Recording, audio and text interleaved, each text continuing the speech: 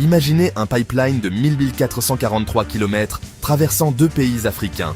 Forêts, savanes, parcs nationaux, zones humides classées au patrimoine mondial, pour acheminer du pétrole brut depuis les profondeurs du lac Albert en Ouganda jusqu'au port de Tanga sur l'océan Indien en Tanzanie.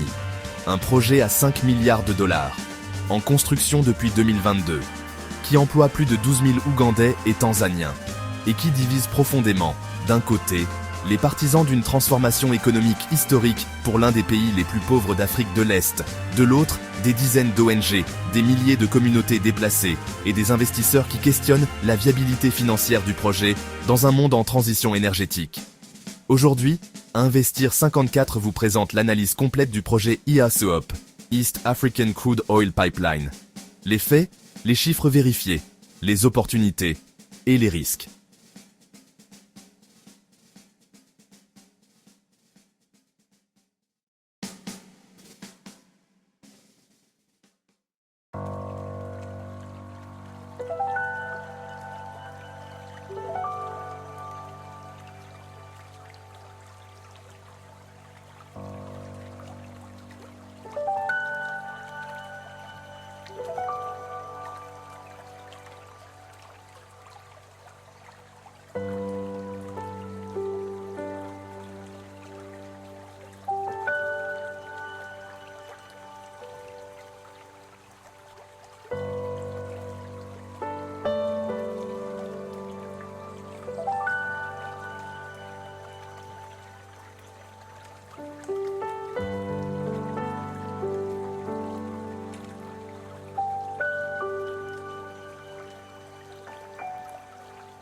Pour comprendre ce que représente EACOP pour l'Ouganda, il faut d'abord comprendre le point de départ.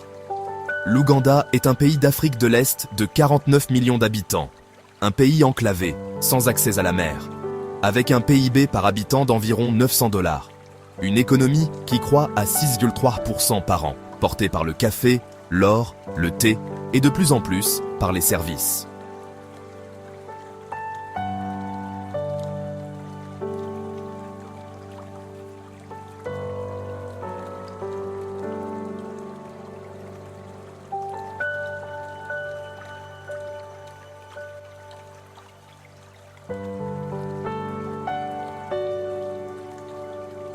Mais un pays avec des défis structurels profonds.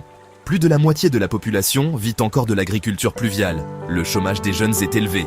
Les infrastructures énergétiques restent insuffisantes. Et surtout, un pays qui n'a jamais exporté un seul baril de pétrole de toute son histoire. Malgré la présence de réserves connues depuis plus de 20 ans. C'est là que le projet EACOP entre en scène. Et qu'il change tout.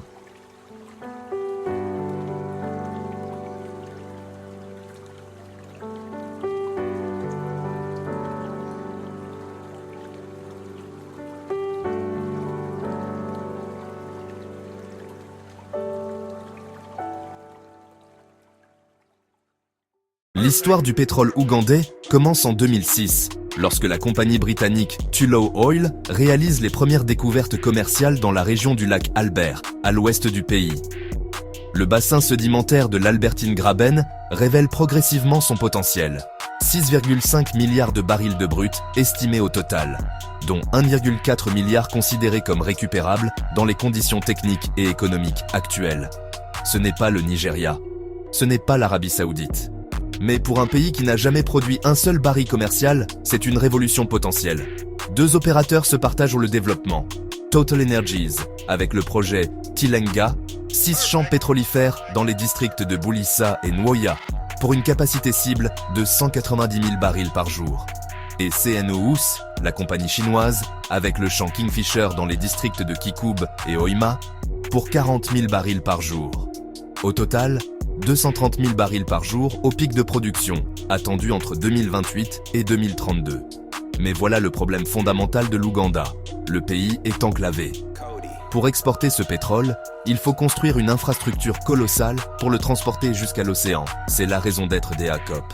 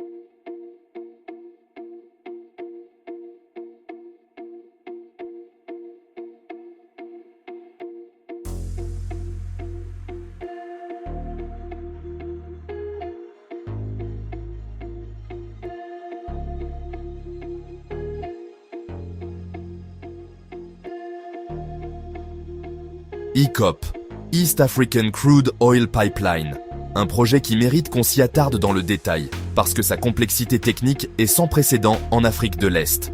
1443 km, de Kabaale, dans le district de Hoima, en Ouganda, jusqu'au terminal de Tanga, en Tanzanie.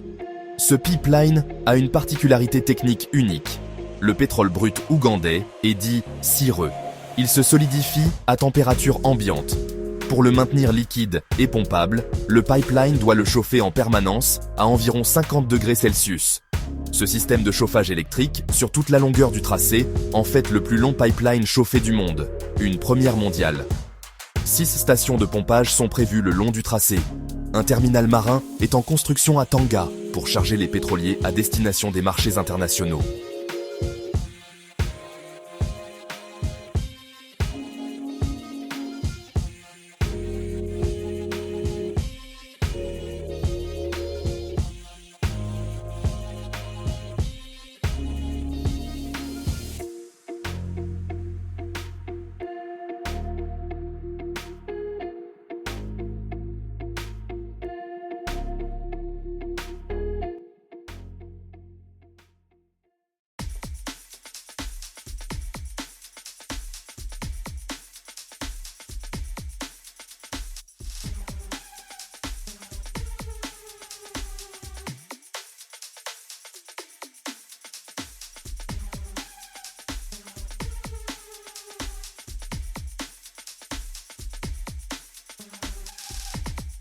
L'actionnariat reflète les équilibres géopolitiques du projet. 62% Total Energies, opérateur français. 15% UNOC, la compagnie nationale ougandaise.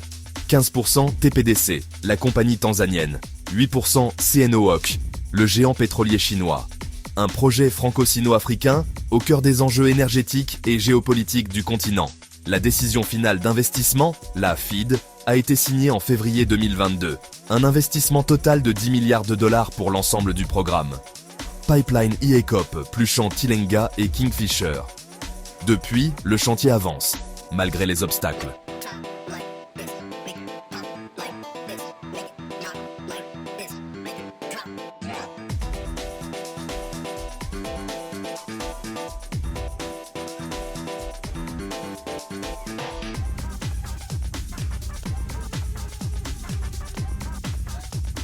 Où en est le chantier aujourd'hui?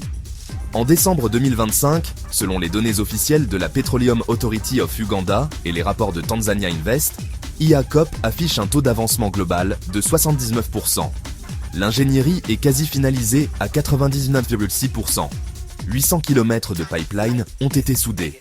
300 km ont été revêtus de leur isolation thermique. 115 km ont été enterrés dans le sol. L'intégralité des tuyaux commandés a été livrée sur le tracé. Au port de Tanga, la jetée, le terminal d'export maritime, avance avec 180 piles et 110 têtes de piles installées dans les eaux peu profondes et profondes. Le projet emploie plus de 12 000 personnes en Ouganda et en Tanzanie. 90% des employés sont des nationaux. Depuis 2022, 111 millions de dollars ont été investis en biens et services locaux.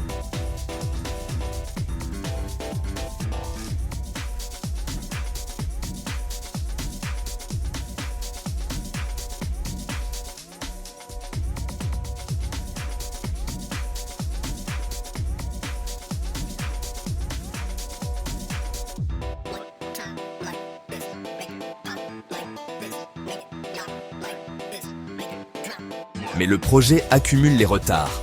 Lors de la décision finale d'investissement en 2022, le premier pétrole était attendu pour 2025. Ce délai a été repoussé. D'abord à fin 2026, puis potentiellement au début 2027, selon les analystes de l'IEFA, dans leur rapport de janvier 2026. Deux facteurs expliquant ces retards. Premier facteur, le financement. 24 banques internationales se sont retirées du projet sous pression des ONG environnementales.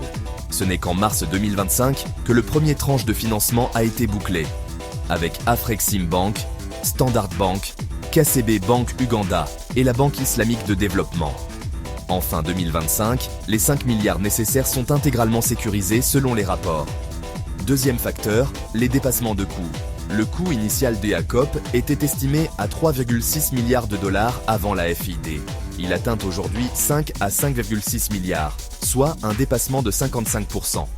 Un signal d'alarme que tout investisseur doit intégrer dans son analyse.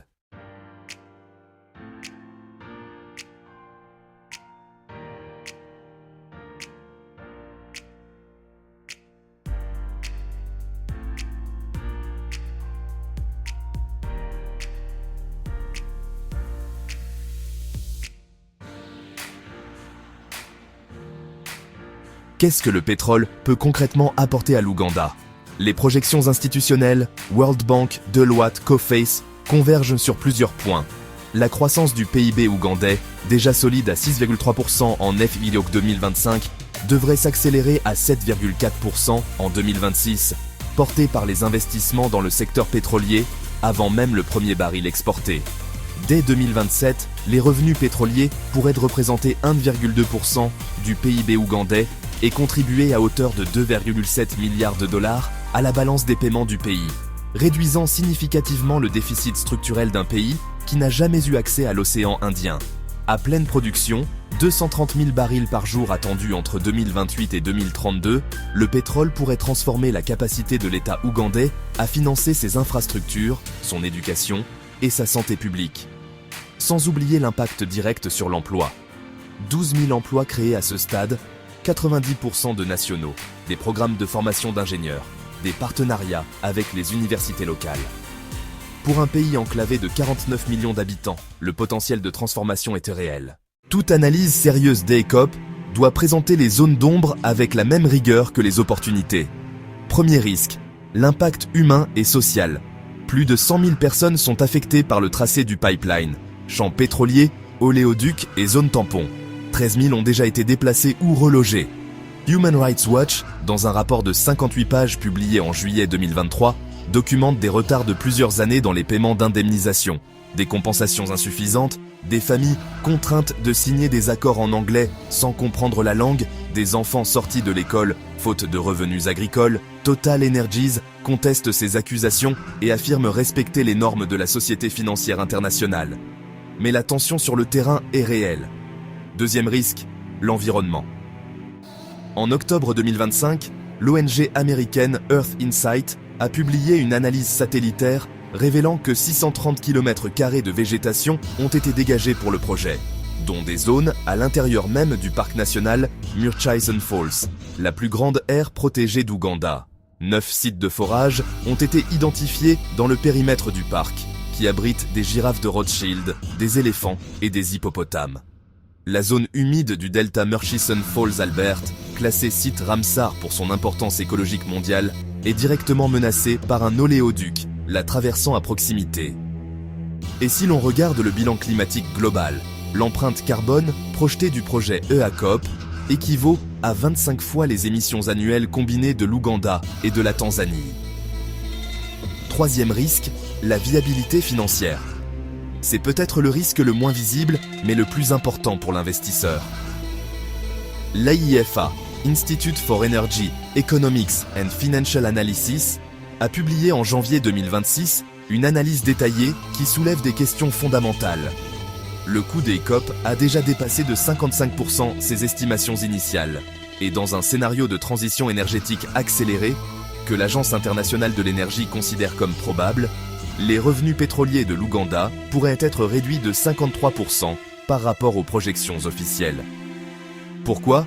Parce que les contrats prévoient que Total Energies et CNOOS récupèrent leurs coûts en priorité dans les premières années, laissant l'Ouganda avec des revenus bien inférieurs aux attentes dans le court terme. Quatrième risque, les batailles juridiques. En février 2025, 4 ONG ont plaidé en appel devant la Cour de justice d'Afrique de l'Est pour l'arrêt de la construction d'EACOP, invoquant des violations du traité pour l'établissement de la communauté d'Afrique de l'Est. Une procédure est en cours à Paris pour réparation au bénéfice des communautés affectées. Ces risques juridiques ne stopperont probablement pas le projet à ce stade avancé, mais ils créent une incertitude sur la réputation internationale et sur les coûts futurs de conformité.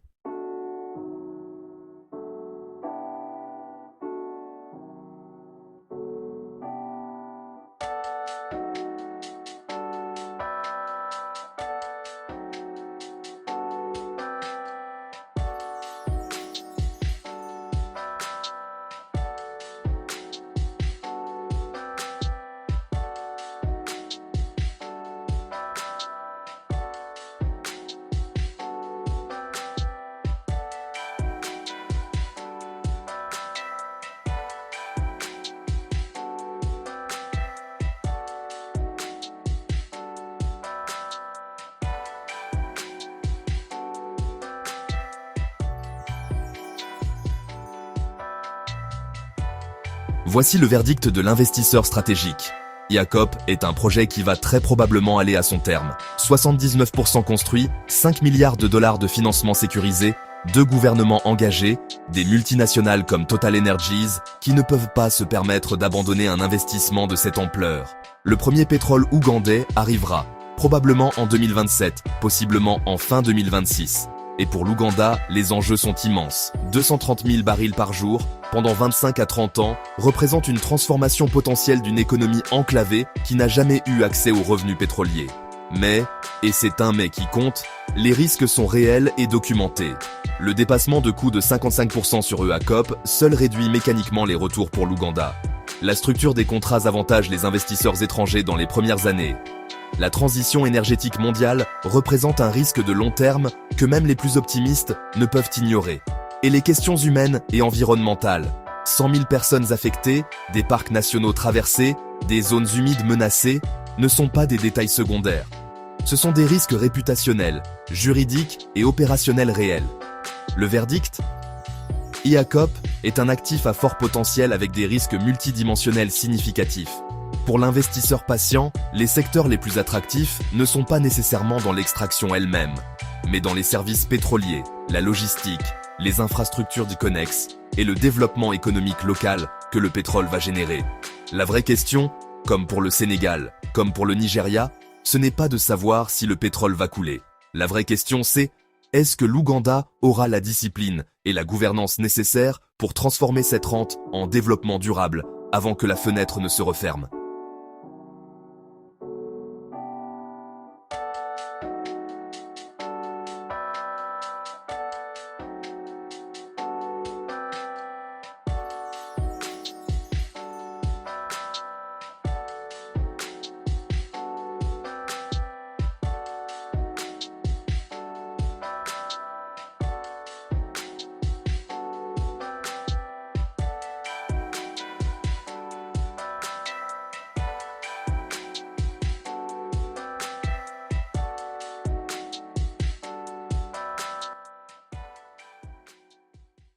Vous venez de visionner l'analyse complète du projet EACOP, le pipeline qui pourrait transformer l'économie ougandaise.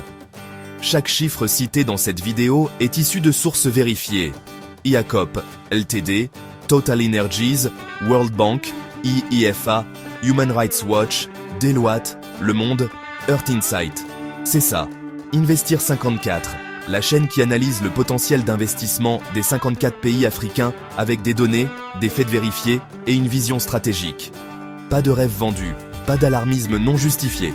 Une analyse équilibrée, opportunité ET-risque pour vous aider à prendre les meilleures décisions d'investissement. Si cette vidéo vous a apporté de la valeur, faites une chose maintenant. Abonnez-vous à Investir 54 et activez la cloche de notification. Chaque semaine, nous décryptons un projet ou un pays africain avec la même rigueur analytique. Et partagez cette vidéo avec un investisseur dans votre réseau. Parce que cette analyse, il mérite de la voir. L'Afrique est en train de se transformer. Soyez parmi ceux qui la comprennent vraiment.